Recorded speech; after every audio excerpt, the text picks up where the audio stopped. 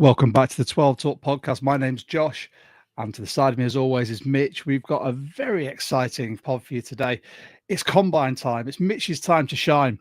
We're going to be talking Seahawks news that is hot off the press. We're going to be talking positions of need, who the Seahawks have interviewed at this combine, who we think the Seahawks watch list is going to be. Also, Mitch has got his own little watch list and possibly a couple of sleepers that we're going to be looking at. So stay tuned. We'll be straight back with you after this.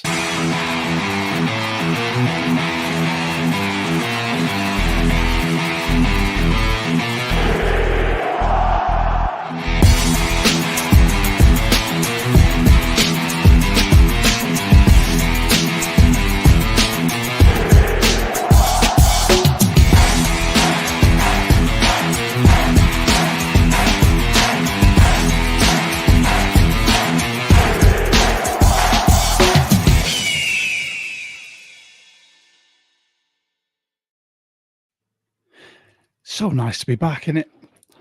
I've missed that intro. We had a little hiatus because obviously you've started your new job. My job's getting increasingly busy, and we had to jump on because it's combine time. But how are you doing, Mitch? I've missed you, dude. Yeah, I've missed you too, Matt. I've missed the pod. I've missed our regular viewers. I've missed interacting with the Discord as much as I used to. Work has been mad, but the new challenge is it's everything I hoped it would be for my enjoyment of my working life. So I'm over the moon with that. It's just taken all of my time. So, but hey, it's that time of year where we get to chinwag about the combine and the draft and stick all that hyperbole out there and see what sticks and try and make a few predictions, and I'm hyped for it. So I'm looking forward to predictions.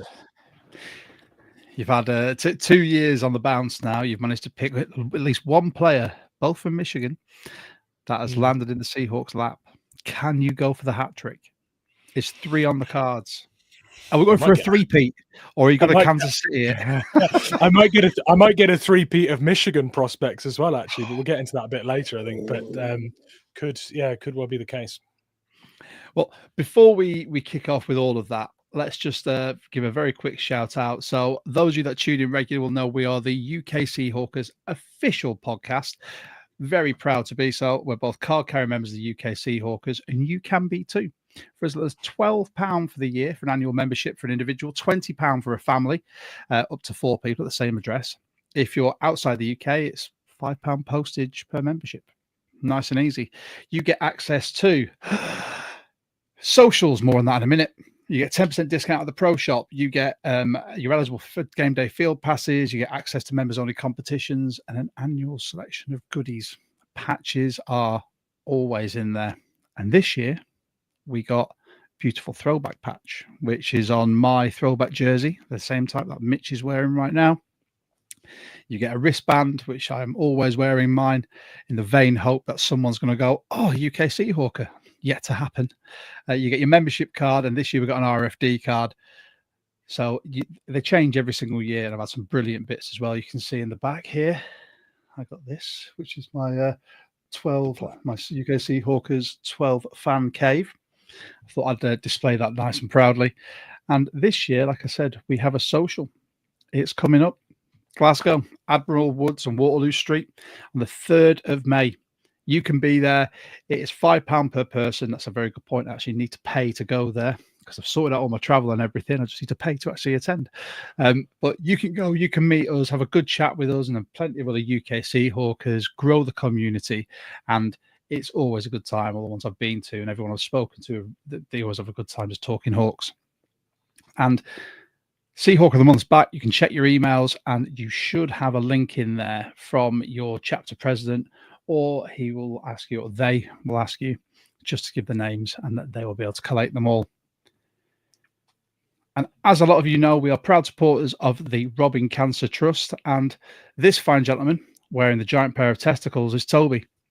He's the chairman of the RCT. He's a good friend of mine. I've known Tubbs for a long time, and he's doing his own big ballsy challenge.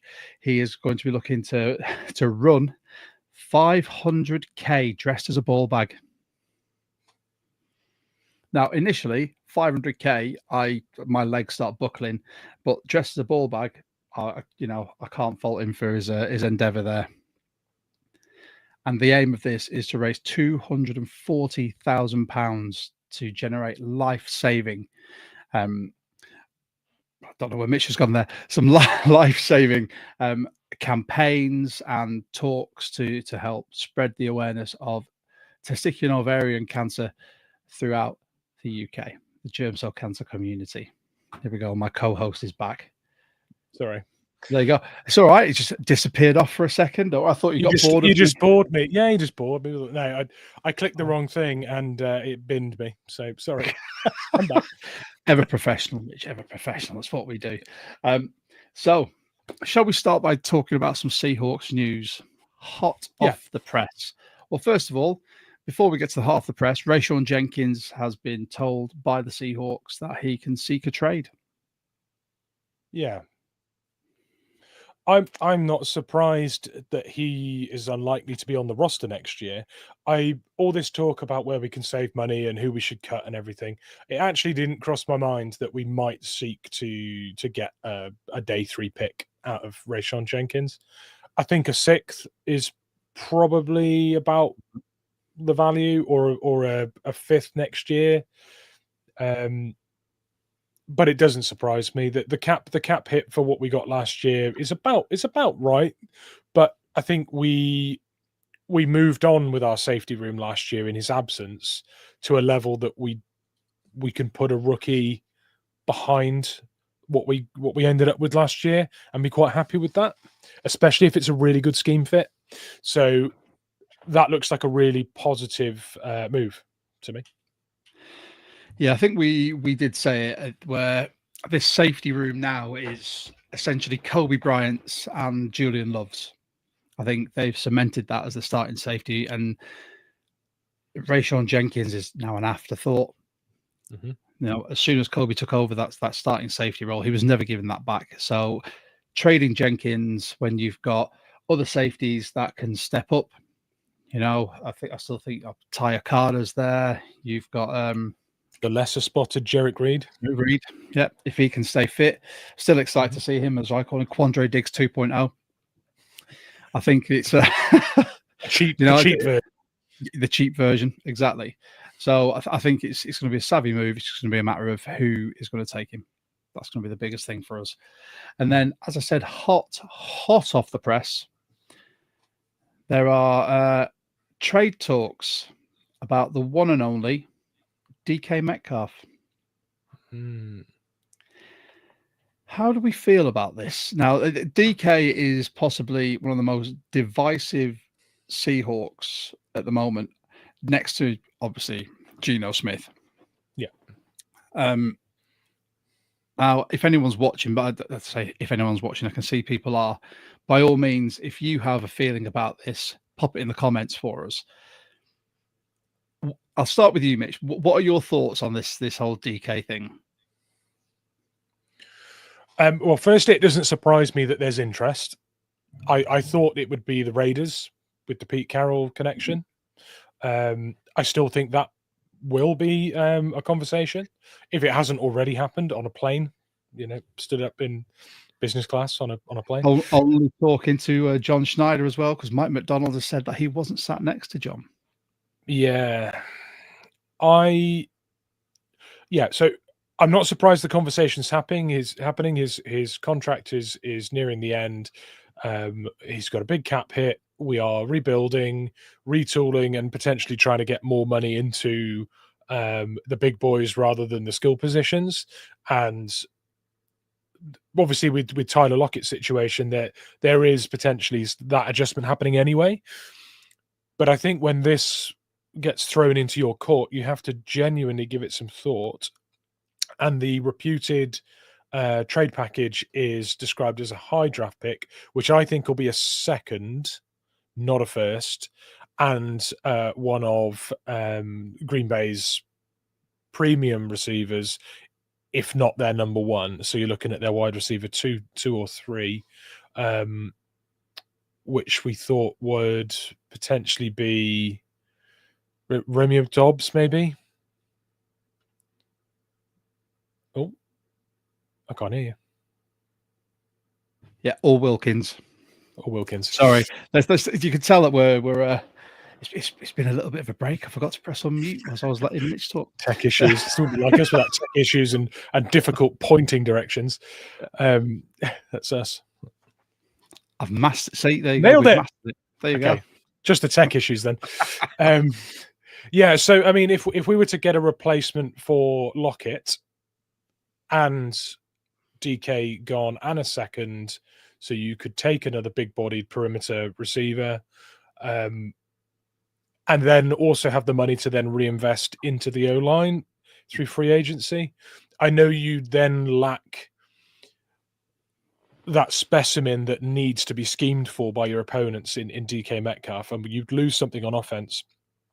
But we'd also gain something on offense, which is sorely lacking, which is a bit of investment into the O-line potentially. So when you weigh it all up, which will be exactly what they're doing right now, is it acceptable? What would we do with that money? Would that make us a better team, or does it take us the direction we want to go? Or they'll be weighing all that up. They also won't rush to accept it because the best scenario is a bidding war. Yeah. That high draft pick that we expect as a second could very easily be a late first. If a contender came in for DK, maybe the Chiefs think that they can make some room and pick up DK Metcalf, and that enables them to bounce back from the Super Bowl loss, and maybe there's another candidate there they've got bigger issues than a wide receiver. I think they've got many issues, but I think they've got the same issues that we have, or we perceive to have. After watching that Super Bowl, I kind of agree. It was tragic, wasn't it? It was. It was bad. I almost watched the whole thing with the Titanic music playing over it. It was just sifting through their fingers in front of their eyes, or sifting through their O-line. But it wasn't an easy watch. I think so. There's a YouTuber called Tom Grossi. I think he's a Packers fan. Does a lot of that stuff, but he also does these skits through the season as to like how the season's going for certain people. And he did the Super Bowl, and it was the cocky Chiefs going, doesn't matter. Just throw those flags. We'll go 3 and out. Tell us when it's when we're 10-0 down, and we're like, yeah, you're 10-0 down. They're like, all right, we'll start playing. And it's like, an interception and a touchdown, and they were like, what is happening? It's like, I can imagine every Chiefs fan was probably the same.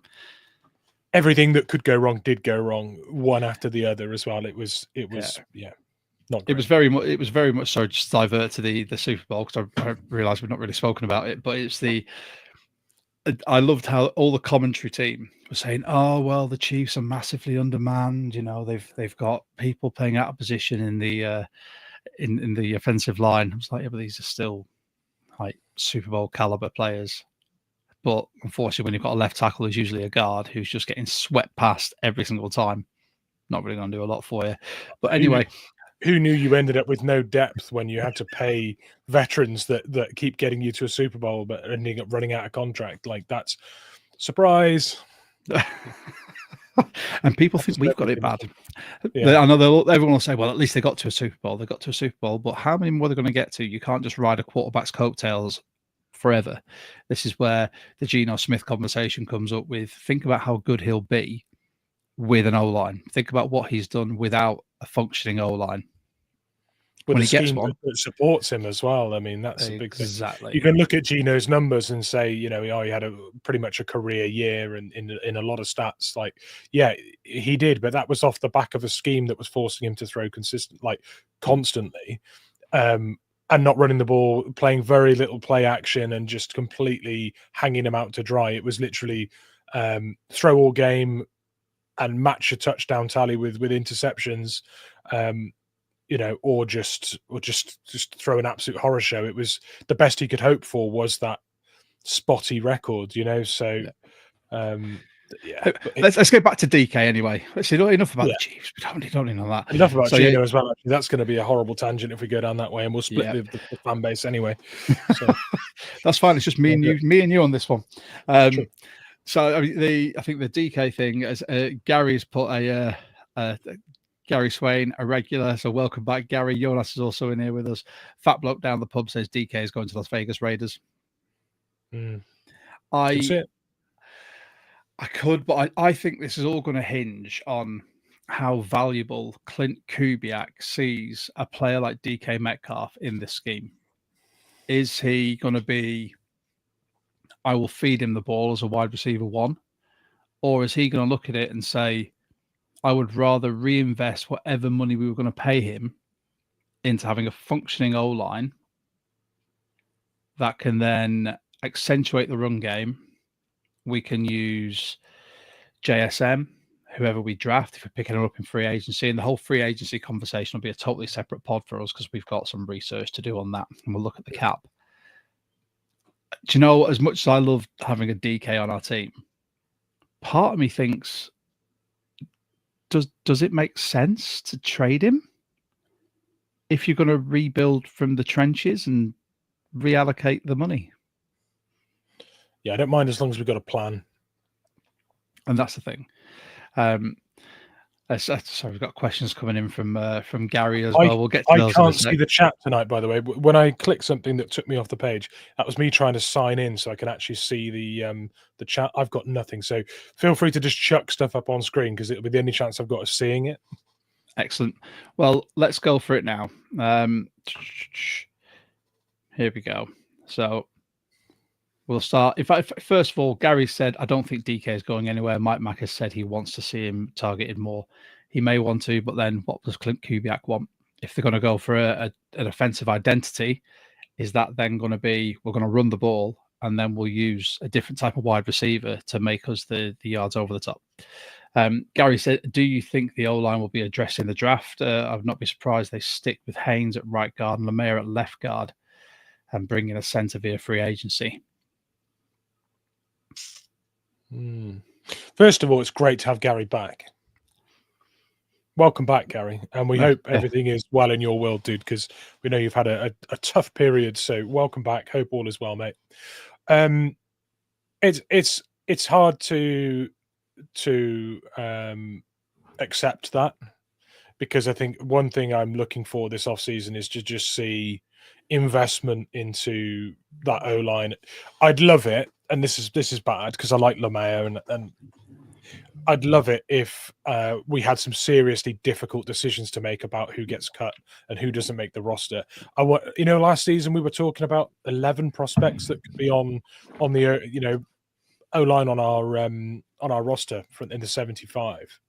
Sorry, in the 75, and what we boiled it down to, we were quite happy with as prospects, and in reality, not many of those actually made the cut. So I'd like to have the same situation next year and see a few of those names that potentially being casualties to cuts. So I hope not. But like Gary said, would I be surprised? No. So I've seen dodgy O-lines for this franchise since I've been a fan of it. So I can't be surprised at this point anymore. No, this is it. I think the John Schneider's lack of emphasis on the O-line has really come to bite him and the franchise in the arse now. And I think with Mike Mack's first season under his belt, he's going to have a lot more say and sway, especially bringing in someone like Kubiak and a very experienced offensive sort of team around him. Everything predicates from that protection and that run. And you can't have, a QB that can do bits or a run game that will do anything unless you've got a functioning O-line. I genuinely think I don't foresee Lemire being the answer as a starting guard. I think, if anything, we're going to be looking for a starting guard in the draft, maybe. And like Gary said, I think a center in free agency, an experienced center, because Kubiak's system is all based on the center calling the protections. And as much as I love Olu, the snapshot we had of him last year wasn't jaw-dropping by any means. He's an intelligent player. He won so many awards in his final year of college, but will he be able to master this offense in time for us to have a playoff push? Yeah, I think he can be a good fit in this new look O-line. but I still don't think that will stop us picking up a centre in the draft. I do think that will happen.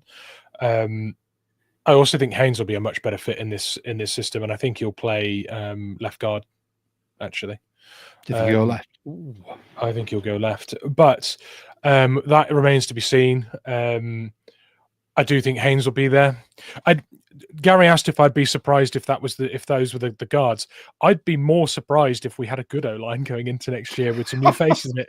That would actually surprise me. That would be more of a surprise than having the guys that we had last year. But yeah, I think we've, and I've banged this drum for a long time. I sort of Gary's put another comment in here as well. So John Schneider keeps saying to develop the current players, the new offensive staff are being touted as excellent as developing players. And I've banged this drum all last season that I want to see development on these young players we've got that have been picked for the reason that they've got talent. You know, they can see where they can progress to, rather than, right, that didn't work for one season, I like Grubb, get rid, because players are slightly different to coaches. You pick the players based on their potential, and a coach you pick based on what you think he can do with that group of players. And I think it was evident that Grubb just wasn't able to change his mindset and philosophy to match the players we had. So if this team can develop these young players, and bear in mind, Lemaire, Sundell, you know, they were rookies last year. Oluolu's on his second year, you know, still plenty of time. If they can develop into starting caliber within another year or two, who's to see that they won't be the starters? But yeah, so the DK trade, we'll have to wait and see. But as we said sort of off air, both of the top wide receivers for Green Bay are in their final year of their rookie contract, I think.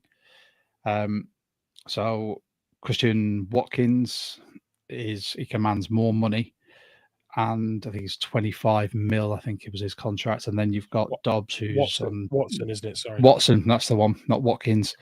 It's Christian Watson. So it's in 2025 cap hit is in fact two. Oh no. So he is actually he was a second round pick, so he's not that bad. I don't know where I got the 25 mil from. Pardon me. Yeah, they don't pick Dobbs in the first yeah, I was going to say. And Dobbs is about the same as well. So, but it all depends on what they're going to get for the following contract. Won't be as much as DK, but watch this space. I think there'd have to be a tasty pick for us to get them. But then Vegas might come in and go, we want that as well. And just imagine if it's just a matter of, like, Pete Carroll comes in and goes, I'm going to trade for DK. I'm going to pick up Russell from the scrap heap because he's a free agent as well. And then if I don't think we'll be able to trade Lockett away, but if we cut him and Lockett goes to Vegas, it's just going to be the Las Vegas Seahawks. True.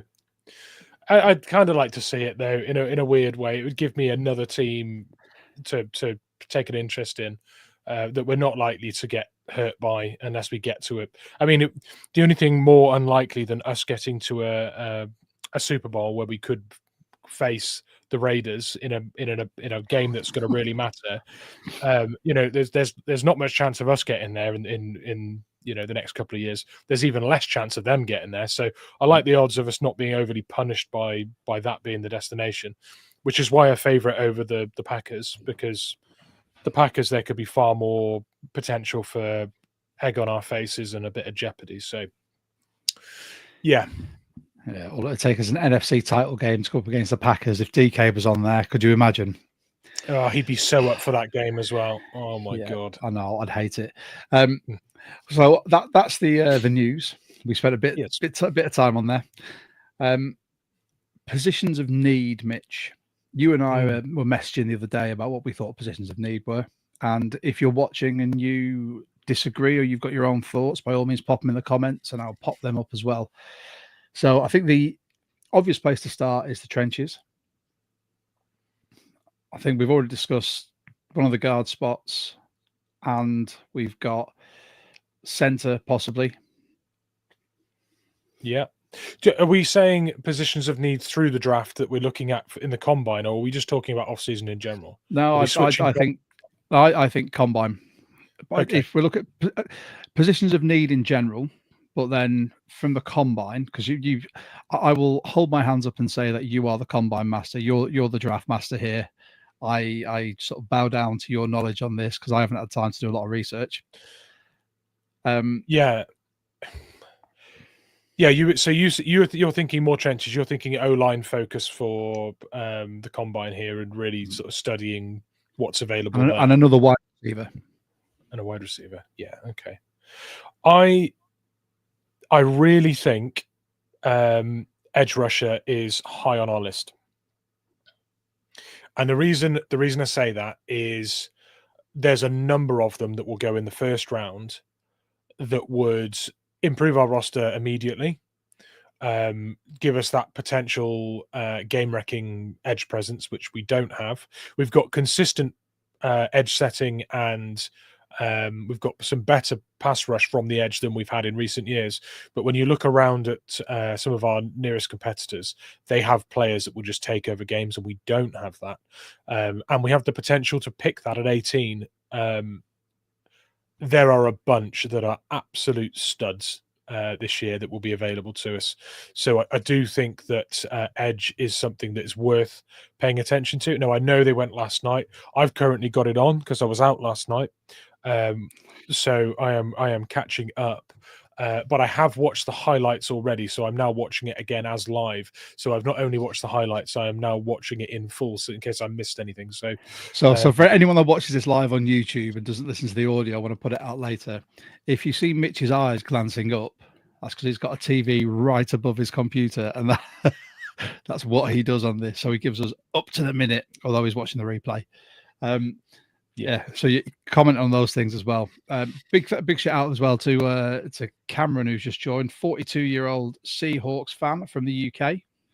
Welcome aboard, sir. You could never root for the Raiders or any AFC West team. Don't want DK to go. We're with you. We don't want him to go, but it's, you look at the cap and how it's going to make sense. So go on. What do you think we're going to be looking at then? Edge? Yeah, so in terms of our first round pick, I think if you look at edge, D-line, linebacker in general, and safety, possibly even corner, I think you're not far wrong. I think anyone hoping to see an O-line pick is probably just, that is copium at this point. Like we're not going to address our O-line issues with a first round pick. It's not happening.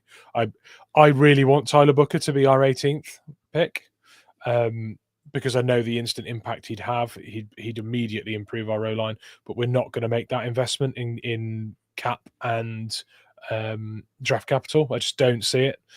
If we were to trade back and he was still there, then maybe that then turns that option on. But first round, I don't see it. Is that our fault though? Is that where we go wrong? No. And I've been mulling this over. No. Do we go wrong in the fact that we don't take these? Obviously, we took Charles Cross, right? That's different. That's left tackle. That's a whole different kettle of fish. And there is depth in this draft class from an interior O-line point of view. But do we go wrong in the fact that we rely on that depth and take that punt for someone who could not be, dare I say, elite starting caliber from day one? I saw a stat the other day, and I can't quote it word for word because I've completely forgotten it. But basically, the gist was that the record of teams taking interior linemen in the top 20 picks in the NFL over the last 5 years was something like 2. There was only 2 players. I think one of those was Skoronski, who went to the Titans, who technically was a tackle but got taken to play guard. And that's a different situation because he was an unbelievable talent with huge versatility and a pedigree of, family playing in the NFL and having connections and all sorts. He was an outstanding prospect. There aren't really players like that in this draft. There's a huge amount of T-Rex tackles that are short-armed, brilliant potential interior guys, but they're not going to cut it for a lot of teams. What is going to be interesting to watch during the combine is which of those tackles that aren't projected to make it on the outside of that line at NFL level, who tests extremely well, because there are teams like the 49ers that are not going to be too bothered about arm length because of their scheme. They want to see athleticism, violence, who can get up to the next level. They want to see what we want, basically, in a Kubiak system. Well, what we might now want. Yes, exactly. So that might be another thing to factor in. However, the way I see this going, and this is my first prediction for the draft, right? Consider this my first official prediction. The vast amount of tackles that will not be tackles at the NFL level via projection, right? And, historical sort of data and things, players with that kind of size arms just aren't taken as tackles. Those talented tackles are going to fall down the draft, because they'll be seen as guards. The positional value won't be there for a high first-round pick based on the history. Those talents will fall, meaning that these guys that we could take that are tackles that will play guard will fall into the second round. The guys who are actual dedicated guards, the Landon Donovans that play for Ohio, superb talents like that, they will also get pushed, because the tackles that are seen as potential first rounders, they'll fall, and it will squash all of them down. And it's a deep class anyway, meaning that we'll be able to go, oh, look, a third round pick on that guy. He probably should have been a second round pick. Plug and play. And you won't necessarily have to take the big names in the first round, because the quality will get squashed down. So that's my first projection. I think we'll see a lot of that. And for that reason, they'll go D-line, edge, linebacker, safety, and there's an outstanding fit there as well, which we will really want to get onto. You've already sent me the that's a massive talking point. So as a Seahawks fan, D-line, linebacker drills, which I'm currently watching while podding, is of massive interest to me. O-line, like you say, massive interest to me. Corner's an interest, because we've got players that won't be on the roster next year, I think, that we've relied on as starters or second choice players like Trey Brown. We need a player that can come in and play. And maybe a 1-year rental via free agency is an option there. Maybe that's the best option. Maybe Mike Jack returns. I don't know, but I don't think a return from Carolina, because he played too well there. I reckon they'll extend him. Wouldn't be surprised. Okay. So, what was your list then? Go on, give us the edge. So D-line, edge. Yeah, so you want me to say in terms of our priorities, yeah? Yeah. Edge number one. And I'll give you the best reason why that is. We've taken an edge every year for like the last 5 or 6 at least drafts, right? We didn't take one last year. And when we lost Darrell Taylor, we immediately went out and spoke to the Jaguars and brought in, I think it's from the Jaguars. We brought in Gibson. Yeah. We did, yeah. So that was obviously the number of edges we wanted on the roster. We tried to keep Taylor as well. If you remember, we gave him a prove-it deal. So they clearly wanted that number of edges on the roster. Well, we're one down on that now, and we didn't draft one last year. And we also didn't have that game wrecker. And we've got a position in the draft where a potential game wrecker is going to drop to us. So that is number one for me, based on those reasons. And also my desire to have that game record, because it's always good to watch. First round edge would be lovely. It would be. A linebacker or safety that can be that chess piece that we can move around, that can be an impact player in the box, dropping into coverage, being able to be mixed around that defense, send them as a blitzer. If you've got a chess piece that can be also a game record, a real piece that needs to be accounted for at all times, when you're drawing up plays on the offense, that gives a defense that was really good last year something it didn't have, and also would get the best out of Spoon, because we were moving Spoon into those positions almost too much last year. Early in the year, he looked nothing like himself. The previous year, I think because we were asking him to do a little bit too much, he got over aggressive at times. Things didn't work out for him, and when we dialed it back towards the back end of the year, he looked outstanding again. He looked like the player he was in year one. So that's a piece that will complement previous investment through the draft. In my opinion, you'll get more there. D-line next for the exact same reason I've just mentioned with Witherspoon, because there's a man called Kenneth Grant in this draft. Don't know if you heard. What an absolute monster he is, by the way, at nose. And the reason don't give away too much. We've got to get onto that in a minute. Well, I have to.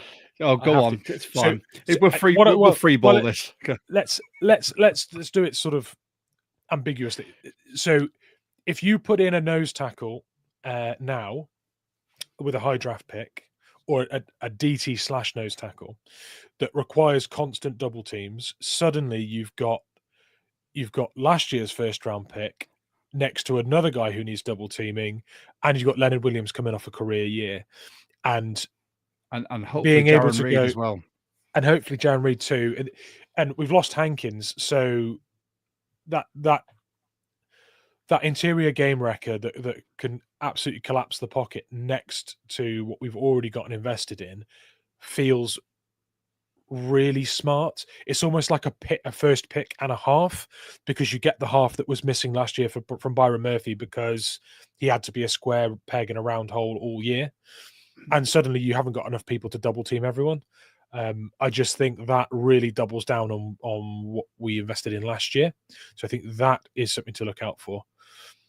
And where are we? That was my third. So we went edge, we went linebacker or safety, didn't we, for that chess piece that we could move around. D-line, and then we're looking at O-line, because I think free agency will be our avenue to get something working. And like you, to hark back to what you said earlier, if we're looking to bring in a bunch of guys that can coach up what we've got, bring in some experience through free agency, coach what we've already invested in, let that be the depth with the potential to start down the line, that might round that off for me and mean we can put the draft capital into maybe another prospect on the O-line further down, like I touched on, because I think it will squash down, and then into the other side of the ball and really, really turn our defense into something special. Oh, I like it. Right, so we'll get on to the Seahawks sort of players to watch, and then we'll go into your ones as well. But firstly, can I just say thank you to everyone that's tuning in. We've got some old school Seahawkers that are joining. So Cameron, apologies, he's not 42. He's been a Seahawks fan for 42 years. Nice. And a UK Seahawker for 13. I salute you, sir. Gary, who's been a Seahawker since 87. So for Cameron, he started being a Seahawks fan 2 years before I was born. I'm going to make you all feel old now. Sorry, guys. Gary, I was 3. And then we've got like an age off going here. This is brilliant. And then we also had the aptly named Old School Seahawk, 54 years old. Raiders will always be his most hated team, and don't worry, DK hasn't gone anywhere. 12 as 1 UK. Thank you everyone for joining him. We've really tapped into this like retirement home demographic, haven't we? And now everyone's going to be like, and I'm out. You've just insulted us. Cheers, Mitch. Yeah, tuning up. But thanks to everyone for joining in.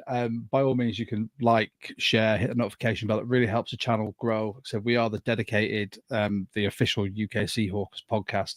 So we're bringing you a lot more off-season content as well. If you are a mock draft fan, there's an engine that we prefer, and that's Walk the Mock. So we'll be doing a lot of Walk the Mock mocks.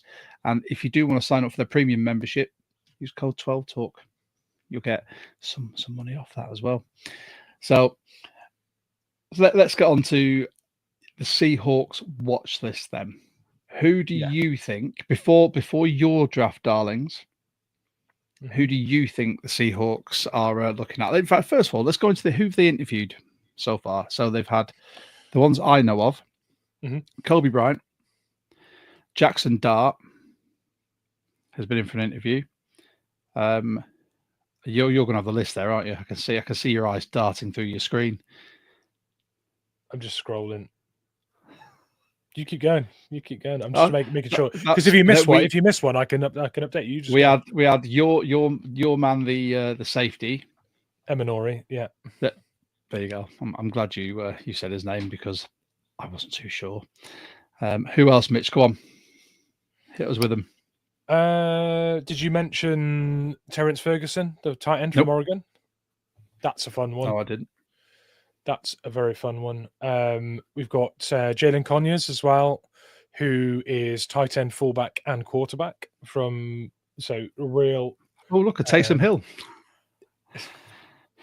Well, you laugh, but genuinely that could be a reality, I think. What, having him or Taysom Hill? Not Taysom Hill. No, I don't think so. He's weirdly valuable. He's weirdly valuable. I love Taysom Hill. The Saints do. It just makes it so interesting, doesn't it? Have you seen Kobe Bryant said he's happy to be referred to as Mamba if he joins? Mamba. I love that he said, because his name is similar to Kobe Bryant, he's then suggested, you can differentiate by giving me the same nickname that Kobe Bryant has, which is also the same nickname as Kobe Bryant had. It's like, and then he goes, but I need to wear number 24. Yeah, that's already screaming to me of not happening for all of those reasons. But yeah, no, you've touched on a lot of the major ones there. I think I can't wait to talk about Eminori. So can we just do it? I was going to say, what about Jackson Dart, and sort of see, just open it up to the comments. Well, let's do that first. Let's do that. Jackson Dart, for me, he doesn't excite me, I'll be honest, but I don't think we should be looking at this draft for a quarterback that is going to just blow us away, because there isn't one. We could spend a first round, we could trade up and take one of the top quarterbacks, and I'd be disappointed at us doing that for Shedder, Sanders, and for Cam Ward, honestly. I would be so angry if we took Shedeur Sanders. But then also, don't get the hype. But also, if we took Milroe or Dylan Gabriel or Jackson Dart, I'd be happy we picked up a quarterback, but I'd really want to see a draft pick that wasn't a reach, because it just wouldn't excite me, and I wouldn't have confidence that was going to be the succession plan to Geno, honestly. And if there's one thing I don't want, it's Geno to move on in another 2 years and us having another franchise dividing quarterback. I really want what we do at the quarterback position after Geno to reunite the fan base, because I think we're sorely needing it. So that's where I'm. That's where I stand Sam Howell gone on that. Yeah, I don't mind Sam Howell being there. It's a quarterback with NFL experience. At the end of the day, you can't ask for much more than that in your backup. I'm happy with that, and we're not paying him much. All right, let's get off quarterbacks. Go on, give us the Seahawks watch list before we go on to yours. Did you talk about your man Bam Bam? As in fact, let's give him his new nickname, as according to our friend here, Bam Bam 2.0. So, yeah. Well, I'll say this, right? Comparing a draft prospect that we're looking at in the combine, and looking at college film and stuff, to a Hall of Fame franchise legend, right, is a difficult comp at any time, but we do it every year, so why not do it again? This is a guy that is coached by Cam Chancellor's coach. This is a guy that is renowned for being a hammer and punishing people, making people truly regret ever catching the ball. I love that, and I feel like we miss that. And the players that do deliver that hit aren't really built for it. We've seen Quandre Diggs trying to do it and knock the snot out of people, throw himself around like a missile. The turnstile. We see Witherspoon doing it constantly, which I don't mind, because his success rate with that is really good, and he makes big plays. It's fine. Eminori 6'3", 225, and has played linebacker. He's also absolute lightning and works really well in coverage and can drop and play deep safety, but is also someone you can put in the box as an extra linebacker, send him blitzing. You can put him there and then drop him deep as well, or drop him in.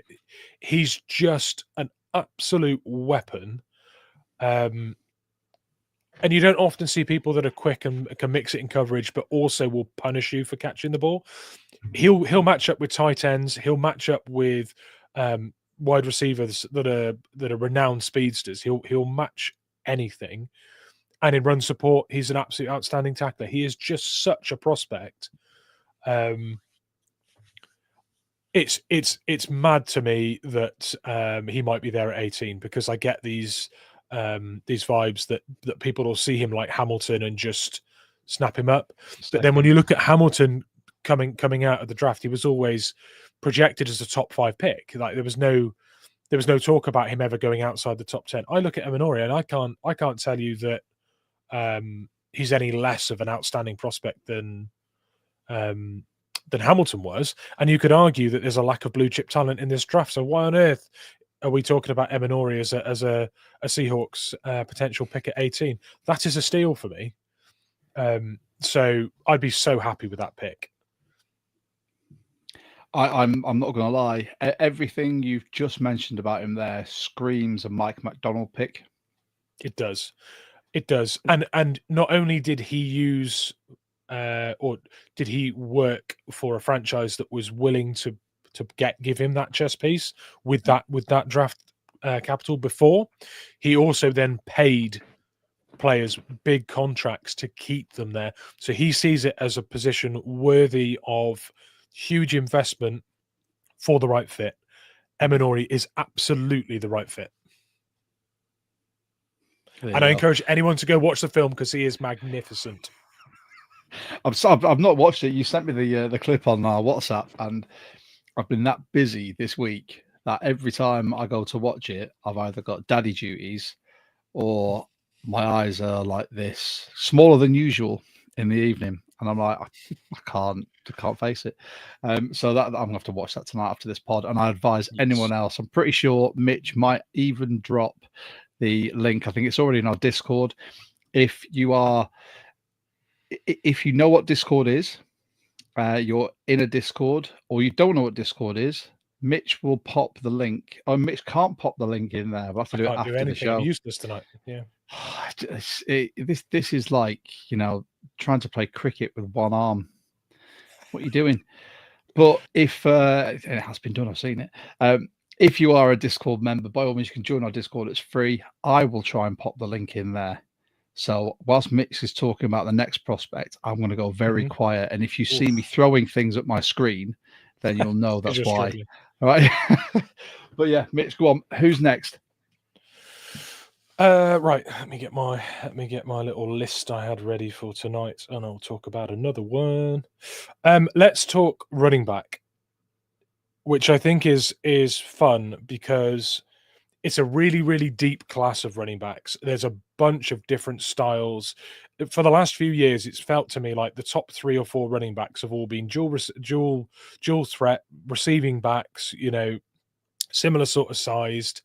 It's just like a good, better, best. Tier of which one goes first, and the Bijan Robinsons and the Jahmyr Gibbses and things have gone off the board and immediately had an impact. This year, what you've got is an absolute toolbox of every kind of back that you've seen be successful in the league over the last few years. Probably going a bunch of them going in the top 3 rounds, possibly as many as 8, I think, in the first 3 rounds. And there's going to be as many starting quality running backs going on day 3 as well, I think, this year. It is a mad deep class of running backs. But the one that there's 2. There's 2 I want to mention to keep an eye out for. If you find yourself watching the combine on the day the running backs are going, which isn't tonight because it's defensive backs and tight ends. I think it might be Saturday. Keep your eyes peeled for Amarian Hampton. Not everyone's favorite running back to look out for, because Genty is going to be a generational running back. But Amarian Hampton from the Tar Heels, North Carolina, is an absolute bowling ball. And I absolutely love someone that's just going to churn out 4 yards, 5 yards, 3 yards, 5 yards. And at the end of the game, people are sick and tired of being battered by him. And he's just going to continue to try and go through you, and he's ripping off 10, 15. I know we get that to some degree with Charbonnet already, but Charbonnet is more of that hybrid back. Mm-hmm. Pick up Amarian Hampton. Don't want to upset everybody, but potentially move off Ken, see what you can get in trade, because if he's not durable in his rookie contract and people are reluctant to pay running backs veteran contracts, what makes you think that we're going to be willing to pay Kenneth Walker to give us the kind of return we've had with his fitness as a veteran when other teams aren't paying second contracts to running backs? I think we'll move off him, and I think Charbonnet's the lead back next year with a bowling ball behind him, and Amari and Hampton is an absolute baller at it. Let's have that talk. Whilst we're there, we said, let's have a 45-minute chat. We both knew it was never going to be 45 minutes. I've still got another 2 cans of neck oil to have whilst I'm doing this pod. So Ken Walker is so many people's baby boy just due to what they saw him doing for the Trojans and his potential. When he rips off a big one, he rips off a big one. But he proved last season that he cannot play a gap scheme. He does not, and we've said this, he doesn't take what he's given, which is why I enjoy watching Charbonnet so much. I think this zone scheme that we're going to be running, the outside zone scheme, will benefit him more, but I don't know how much faith I have in him to remain fit or take what's there to be an effective back anymore. Mm-hmm. Don't get me wrong, he is electric when he gets going. But the difference you have with Ken and Charbonnet, as let's say a 1A, 1B, if they run into a gap, the chances are Ken is getting stuffed at the line. Charbonnet will fall forward and make you a yard or 2. That can make the difference. And that is a big difference in the NFL. Just to keep the chains moving, or as it's now going to be the electronic eye in the sky, bird's eye thing, loads of the chain gang getting made redundant. But I know it's very divisive, and you see it all over Twitter, X, whatever it's called, that people love Ken and they don't want him to go anywhere. They want to be a franchise running back. But let's face it, he hasn't done enough to become a franchise running back. And the running back market, unless you are a generational talent, doesn't garner enough continuation for you to invest money when it comes to their contract renewal after a rookie contract. I think John's going to make that decision and go either trade Ken, because someone's going to pick him up and think they can do something with him, or he just won't get extended. And I think what you're saying, I like the cut of your jib, sir. I like it. And then you've got my boy Kenny McIntosh in RB3, who can run a wide zone, who's a fantastic receiving back as well, will take what he's given and has proved that by hitting a gap, he can make you a first down. You've sold me. I'm in. Let's do it. It hurts to say it as well, but it just, the thing is as well, last year we didn't run the ball enough. And he didn't stand up to that level of carrying. If we go back to running the ball more, then surely we're not going to expect it for him to be more durable than seasons where we didn't run the ball. I just can't. And it's a shame because he's one of the genuine blue chip talents that we have on our roster, and there's been few of them. But it doesn't mean an awful lot being a blue chip talent if every season you've been injured and missed significant time. He's been available for 55% of game days during his rookie deal. That's not something you pay. And the quality of the player demands more money than we would pay to get that as a return, if that makes sense. So I don't see a way that unless he offers us if he accepts a really good team-friendly deal, I could see him staying. If he says that he'll re-sign on, for the 2-year extension, 3-year extension for $5 million a year, I think they'll do that. Mm-hmm. If he wants anything like 7 or 8 a season, that I just don't see us paying that. I wonder how many of our watchers are absolutely fizzing at the moment at the prospect of losing Ken Walker. But we've spoke about DK being traded, and it kind of makes sense, even though we don't want it to happen. Yeah. Getting rid of Ken could make a lot of sense if you're going to have Charbonnet as your lead back with a bowling ball, and then Kenny McIntosh behind him, possibly bring that Halani on the practice squad and have him elevated, because you saw what he did at Boise State. Yeah. He was the pre-Genty running back. And Genty's unreal. He's just a beast, isn't he? It's his Michael Myers stance. It does me every single time. And everyone asks me about him. It's like, it's just what I do. Like, I love it. No, I think running back's a really good one to watch. We will pick one. We pick one every year, and this is a year where you'll get real quality and a real scheme fit. Did you have a second one that you wanted to discuss as well? I did. I was going to talk about Cam Scatterbo or Skaterbo a little bit as well. But Arizona State, is he?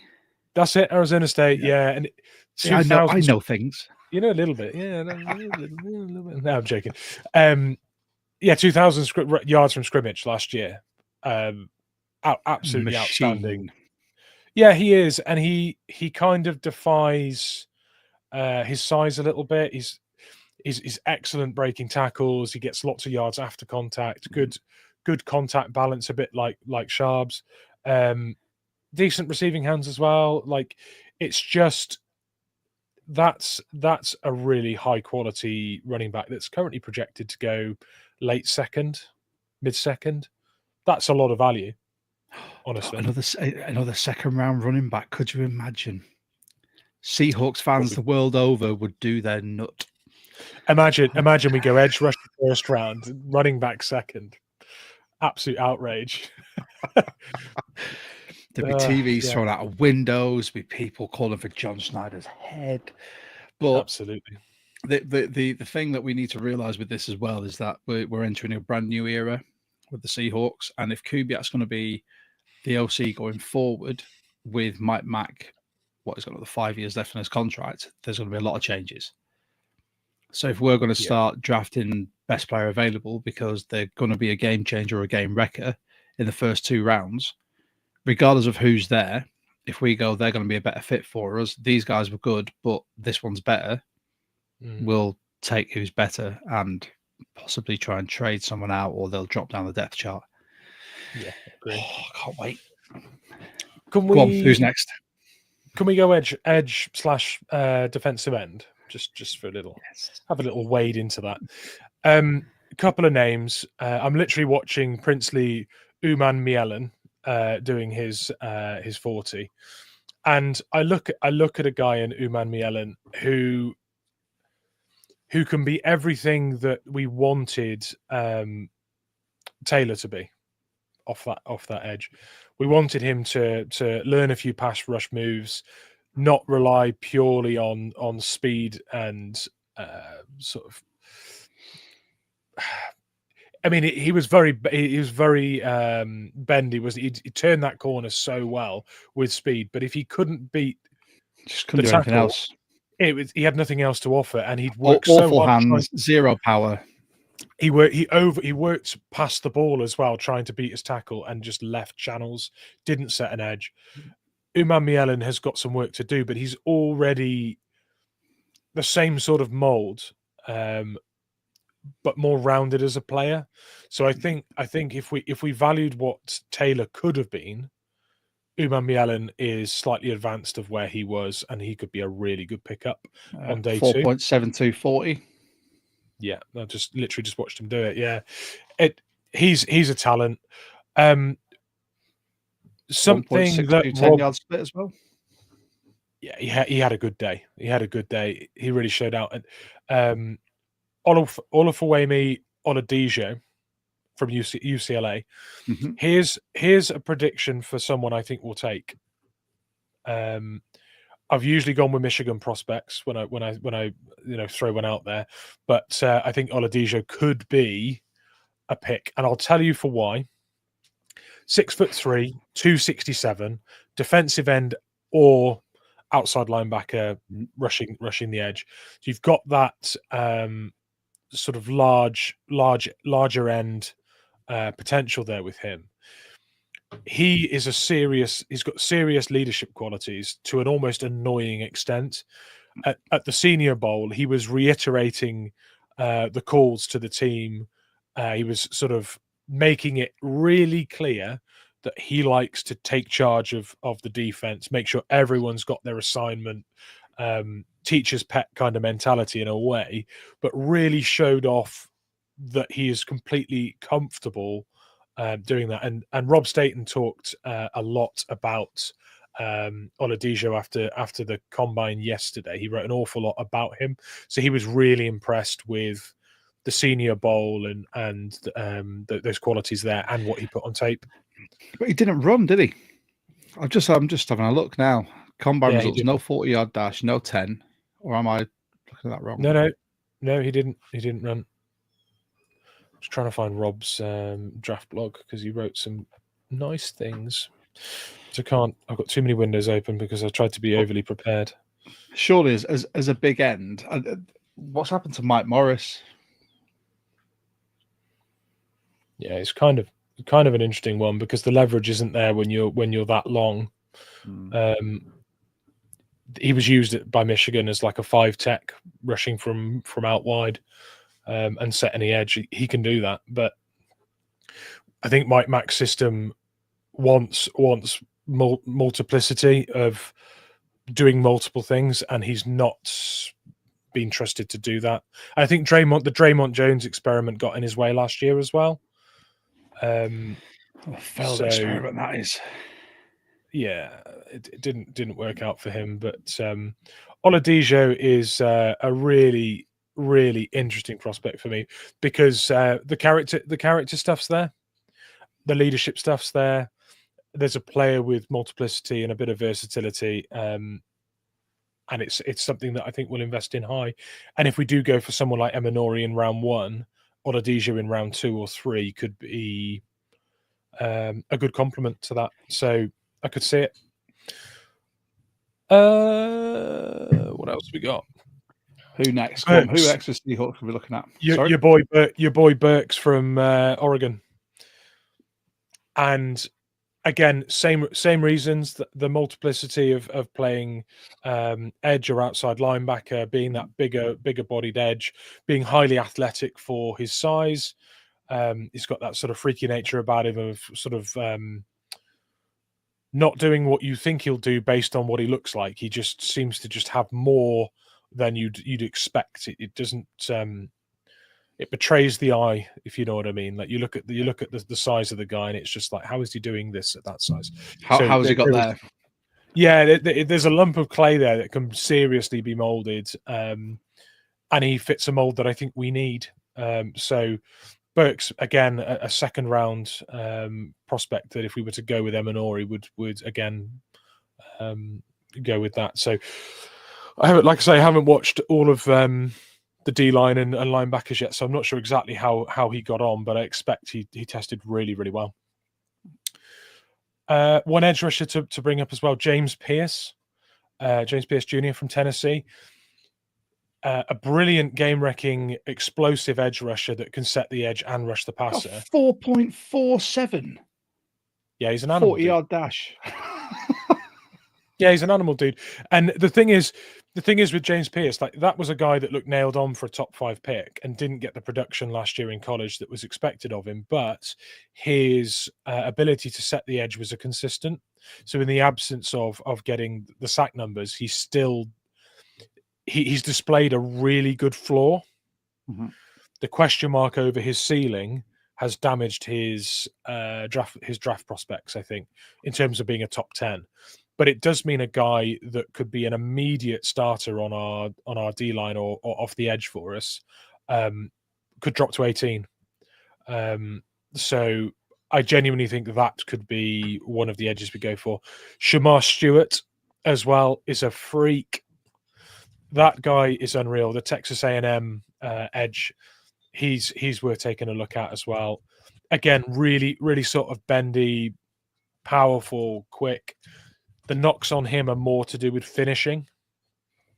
So if you got sick of seeing edge rushers get to the quarterback and not make the sack, look away now, because that's not what he's going to do for you from day one. But the traits, the techniques and things up until that point are stellar. And he is a real freaky piece that you could put in there that has an unbelievable ceiling. But who else? We've done a lot of edges here, Mitch. Who else? The Seahawks going to be I'm looking excited about it. I know. Let's do tight end. We've got the whole off season. Go on. Let's do tight end. So there's been a tight end that I think we're going to draft for a long time. He was going to come out last year in the draft, and I thought we would take him.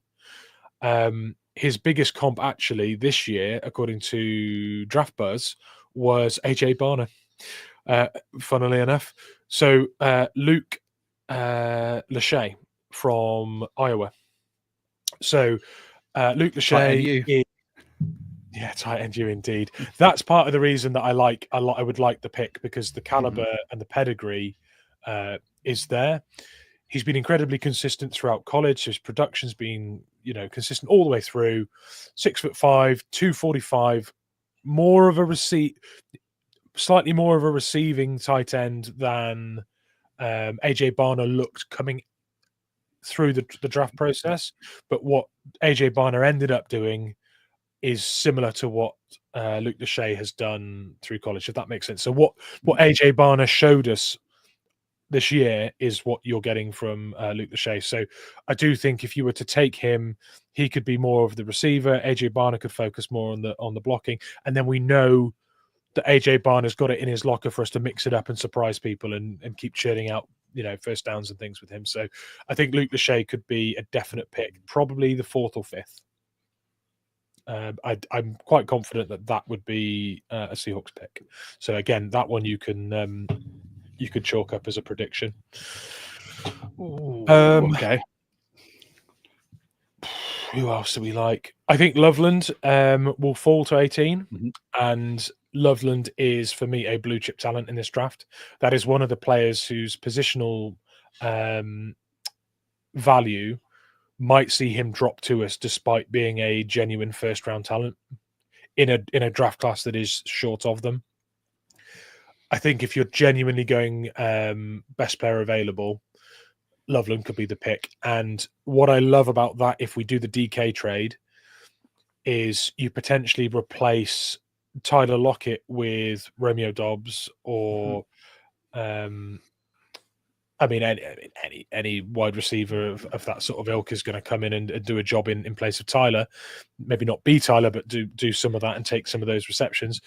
You then have a receiving tight end of extremely high quality that can be that mismatch with DBs that Metcalf was. So if we utilize a tight end in that way more, you might miss Metcalf a little bit less. And then we've still got that money from trading DK for improvements elsewhere. So that could be best player available and really reduce the need to go and spend a high pick on a wide receiver this year as well. So that could be a really interesting.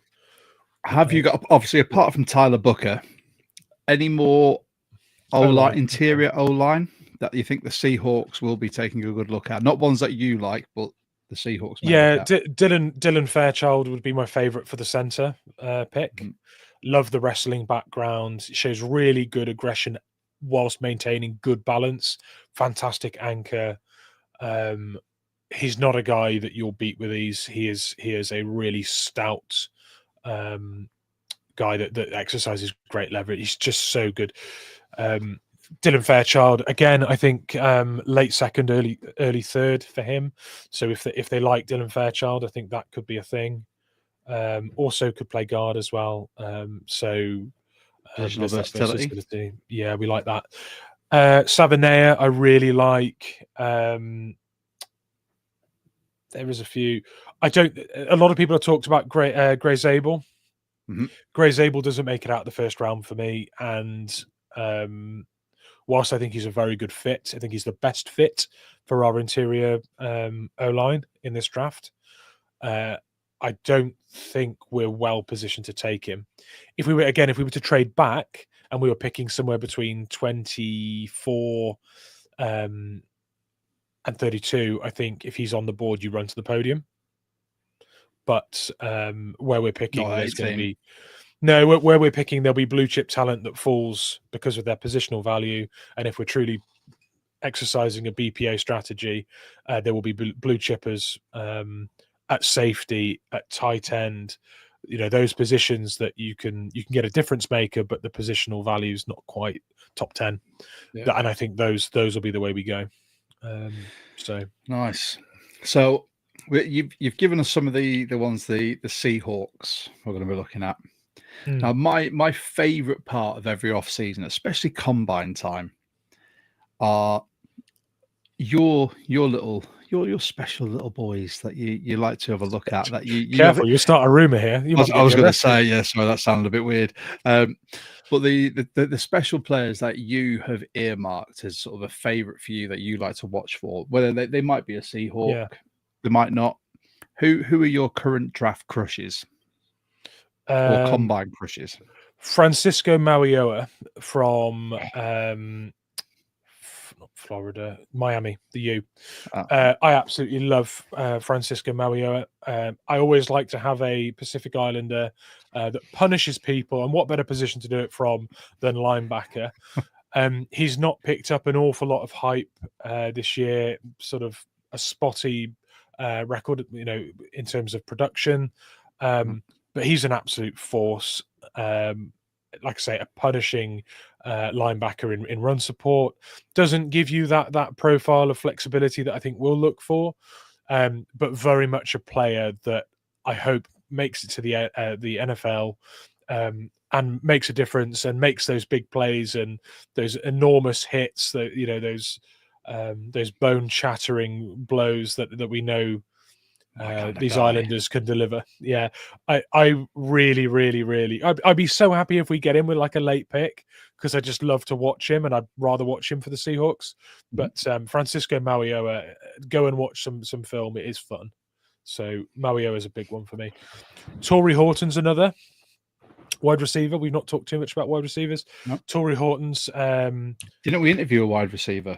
1 second. You carry on. We did. Jalen Knoll. We interviewed from Iowa State. That's another one to talk about, actually.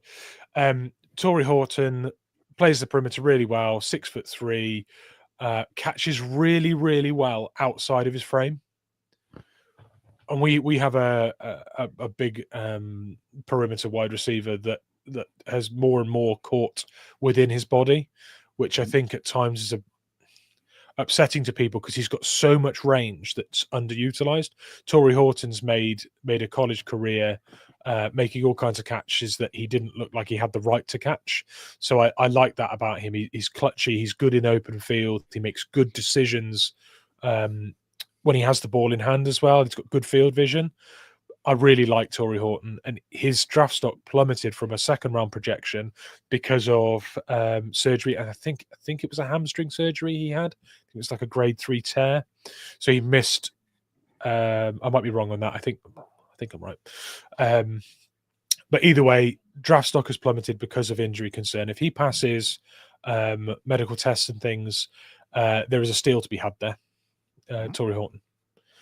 And then there's Jalen Knoll that we interviewed as well. Quick bit on him. Extremely explosive over short distances. Projected to the NFL as a slot. We're interviewing slots when we had a 20-year-old slot receiver last year have a serious breakout season. If we took someone like that, do we start thinking that Tyler Lockett's replacement is just Njigba? Yes. And then we put a guy like that in the slot that gets open early with explosiveness, has the potential to rip off plays as a bit of a gadget, with jet sweeps and screens and things like that as well, and then allow JSN to work on the perimeter a bit more, which he's shown he can be really good at. He's sneaky fast as well, Njigba. So Jalen Knoll could be.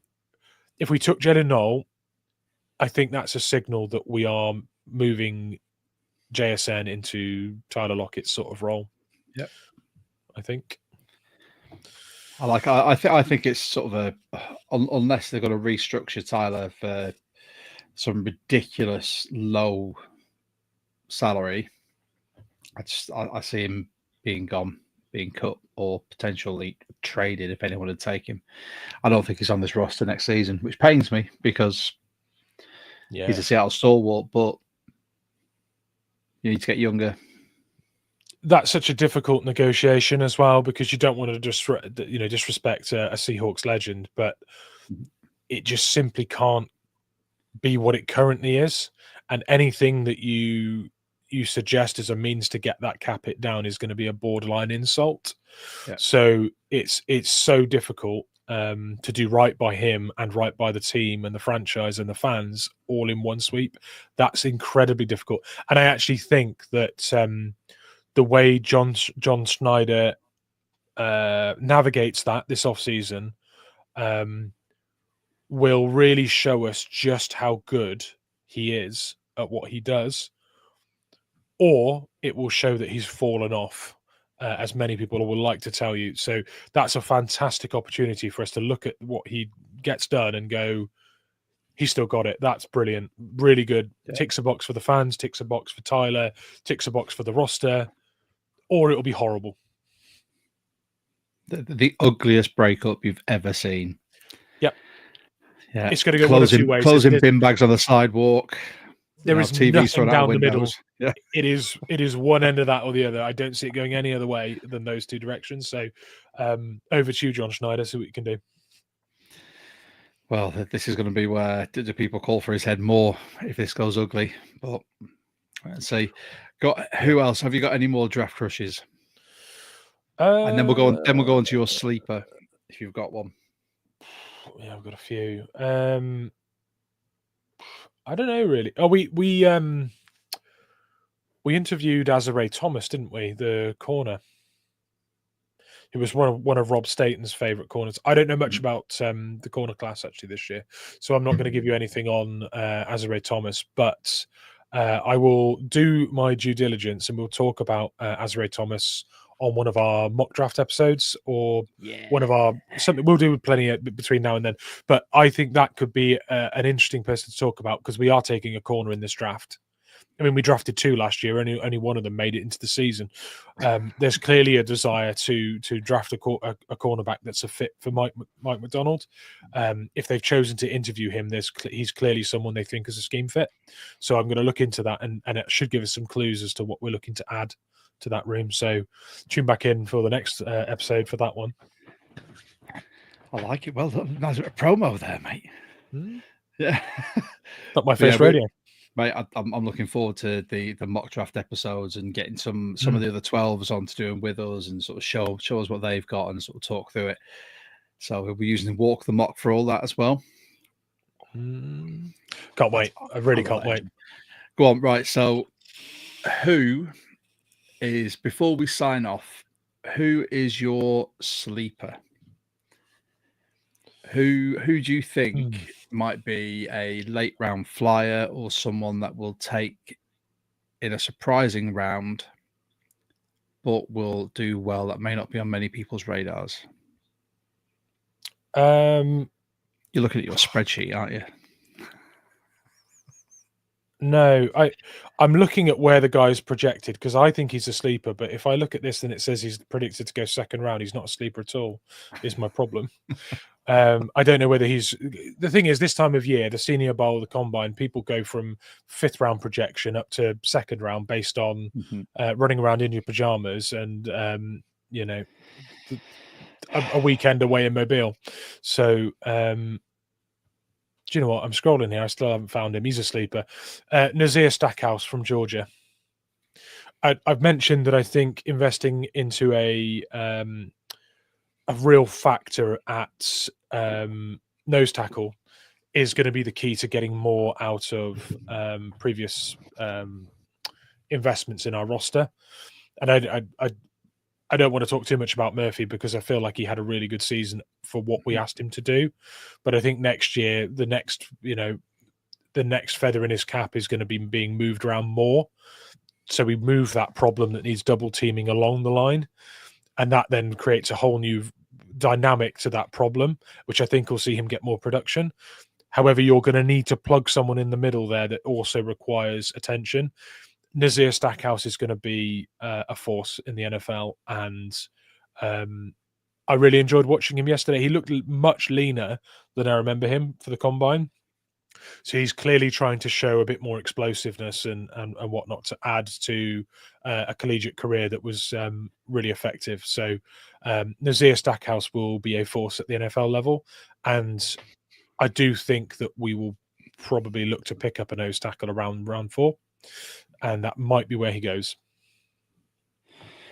So Mitch is sleeping as here Stackhouse. We'll I say we, if I get time, or mainly Mitch if he gets time, he's going to pop some of these links, some of these players, so you can see their highlights. This goes on all throughout the off season in our Discord, so you can join for free. The link is in the comments. I did put it in there. I think you can join for free. There are Seahawks fans from all over the world. I won't rattle off the list of countries because I always forget at least one.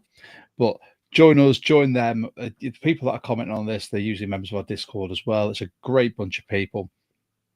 You can join us every single episode. You like, subscribe, hit the notification bell to be notified of when we're going to be coming up live. We tend to do all of these live because we love chatting to you guys in the comments as well. We especially love it when we get new people in the comments. So you guys can tune in whenever. If you'd like to appear on the pod, hit us up through one of our social medias, or you can email us 12talkpod@gmail.com, and we'll organise you to come on. It'd be fantastic to have more people on the off season. We'll go through some mock drafts. You can tell us your Seahawks stories. You can just come and talk Hawks with us. That's what we're about. And if you are doing mock drafts, I highly recommend Walk the Mock. Use code 12talk, and I think I want to say it's 10% off. Don't quote me on that. I think it is. It's 10% off when you sign up for the full package, and it's the draft engine that we started using last season, and I became a bit obsessed with it, to be honest. To the point where I was there in the evening just using it. My wife was like, "What are you doing? Put it down." Yeah, no, I refuse. I've managed to get someone in the first round that I shouldn't have traded back 3 times. But I tend to find the projections are really accurate as well, especially as it starts going through this, especially after the combine. You'll see things getting really hotting up there. And it also allows you to join a lobby and pick a team and do a draft simulation alongside other people. So you did one last year, didn't you? I did a lot of them. We did that one where we were asked to do a content creator one, and we were asked to represent the Seahawks, which was really cool. We didn't get the right player. We didn't take Byron Murphy, but yeah, we had fun doing it. If I'm right in that, I think someone took Byron Murphy before you. They did. That's why. Wasn't it? Who was the lad from Washington, the tackle / guard that we were rumored to be taking? I can't remember the guy's name. Troy Fatanu. That's who I took, and I still wish we'd have taken him, honestly, because we would have needed him last year. But yeah, that was who I went for. So further proof that I should be working for John Schneider and his team. I'd have got that one right. Just saying. Well, there you go. I mean, that has been our Seahawks Combine Watchlist episode. I've been Josh. It's been Mitch. If you're a first-time viewer, thank you so much for tuning in. We really appreciate it. If you want to like us, share us, it really helps the channel grow. Also, if you've got Seahawks fans, like our friends, by all means, tell them to come and join us. We are more than happy to talk to any of you guys in the comments. If they're entertaining enough, we will put them up. In fact, we've just had a really late one from Ryan White. The Giants are now desperately looking for a veteran QB. Could we flip Geno to them for a 2nd-round pick? Yes, we could. But who are you getting? Who are you getting to? Oh God, that's almost one for next pod. But I mean, can we come back to that next pod? I think we can come back to that next pod. I think I'll draw something up. Let's both solve that one. A scenario where we've got rid of Geno to the Giants. Have fun. That would be a 2nd time there, right? Well, I don't know if you want to go back. You did. I don't know being there once. Jets, Chargers, Giants, us, wasn't it? Yeah, that's right. Do you think he wants to go back to New York? He became a pariah there. Like walking down the street, I don't know if there's still people trying to throw tomatoes at him. Hypothetically, though, let's just forget the Giants. Let's just say if he goes, we get a 2nd. What's the plan of action? Do we draft for it? Do we chase someone in free agency? What do we do? Let's address that next pod. Yeah, because then we can address that rumored 3-way trade with Matt Stafford that I caught a lot of flack for on X as well. He's extended for 2 years, hasn't he? Thank God, because I do not want a man with a spinal cord made of rice paper on my team. I get like PTSD, like NARM flashbacks from my spinal cord injury whenever someone mentions him, or he takes a hit from a decent edge rusher. I'm like, oh, that could be it. No, he's all right. So anyway, Ryan's coming in late here. Like, look, trade DK for a first and a receiver. You're not going to get a first for DK, but we are going to talk all about the trade stuff. Ryan, make sure you tune in like for the next one, hit the notification bell, and you'll be kept up to date on what we've got coming up. We're going to talk we've got cap episodes. We'll talk some trade rumors and what it could look like. We'll talk all about the draft as well. We'll get some of you guys on so we can have these talks on the pod, because we are a podcast by 12s, for 12s, with 12s, and we want you guys to appear as well. We are a platform for all of you guys to come on board. But this is, I've loved this, Mitch. It's been fun. It's been far an hour too and long. 25. I know. Well, it's been a long time since we've podded, and a long time on this pod because we've had fun. Yeah, it has, and I just love interacting with everyone. I'd stay here all night, but I think my wife would go mental. Yeah. So we'll look to get another one in the next week or so. You guys stay tuned. You can follow us on social media. We are on X, Blue Sky, Instagram, Facebook. You can find us on all of your podcasting platforms as well. So Spotify, Amazon, Apple. This episode will be coming up on there as well. By all means, you can leave us a review. That always helps as well with the algorithm. Yes, please. Yeah, please. That'd be lovely. Not that I don't even know why we're saying yes, please. Not in a beggy way, because you do or you don't. That's it. Screw it. Yeah, screw it. Yeah, we're here. We're here for you guys, and that's all we care. If you guys watch us, we're happy. If we reach more people, cool. I'm not in this for the money or the fame. I'm in this to talk to all the 12s from around the world and just get to know people. That's what I like doing. Seahawks friends, which is what my wife says to me. That's how my wife says about you. Oh, Mitch, Seahawks friend. But thank you to everyone for joining in. Thank you to our mainstays as well. Gary, thank you. We hope everything's going well for you as well as can be expected. You said we miss you guys too. And Ben, thank you very much. From me, from Mitch, from everyone watching, I want to say a massive thank you. Let's hit this off-season running. Let's get some draft talk. Let's get some free agency talk. Let's still talk Seahawks in the off-season. Shall we sign off with a Go Hawks, Mitch? Go Hawks. Go Hawks.